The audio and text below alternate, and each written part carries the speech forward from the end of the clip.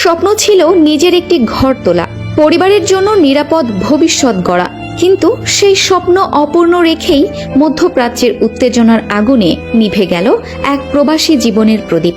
সংযুক্ত আরব আমিরাত এর আজমান শহরে কর্মরত অবস্থায় সংঘাতজনিত হামলায় নিহত হয়েছেন বাংলাদেশি প্রবাসী সালেহ আহমদ। তার বাড়ি মৌলভীবাজারের বড়লেখা উপজেলার গাজীটেকা গ্রামে। জীবিকার তাগিদে প্রবাসে যাওয়া এই রেমিটেন্স যোদ্ধার মৃত্যুতে শোকের ছায়া নেমে এসেছে পুরো এলাকায়।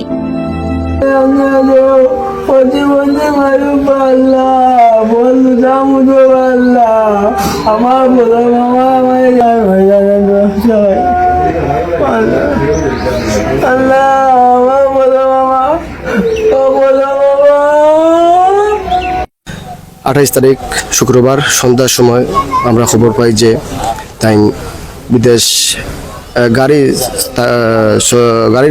আসলা গাড়ি চালাইন তাই ফানির গাড়ি গাড়ির মধ্যে একটু জয়ছে ইয়া তোমার বোমার সিটা ফোরছে ইয়া ফরিয়া নিহত হয়েছে। পরিবার সূত্রে জানা যায়, আজমানে পানি সরবরাহের কাজ করতেন সালেহ আহমদ। দেশে ফিরে স্বপ্নের নতুন বাড়ি নির্মাণ শুরু করেছিলেন তিনি, কিন্তু আর্থিক সংকটে কাজ অসমাপ্ত রেখেই 3 মাস আগে আবার কর্মস্থলে ফিরে যান তিনি। কিন্তু সেই স্বপ্নের বাড়ির কাজ আর শেষ করা হলো না তার। 24 বছর থেকেও দুবাই ছিল। এই যে বিগত 3 মাস আগে উনি দেশে আসলা, তারপরে এই যে একটা ঘর বানিয়ে গেছে, ওনার খুব শখ ছিল এই ঘরটা পূরণ করবে, ভবিষ্যতে পূরণ করে এখানে থাকবেন। অনেক খুশি করেছেন। আমার প্রায় 27 বছর আগে বিদেশ গেছেন।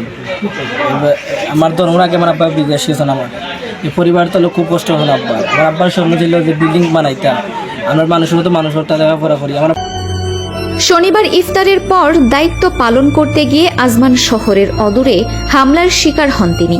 চলমান ইসরায়েল ইরান উত্তেজনা ও সংঘাতের প্রেক্ষাপটে ছোড়া মরণাস্ত্রের আঘাতে শরীরের বিভিন্ন স্থানে গুরুতর আহত হন সালেহ। পরে স্থানীয় হাসপাতালে নেওয়া হলে চিকিৎসক তাকে মৃত ঘোষণা করেন।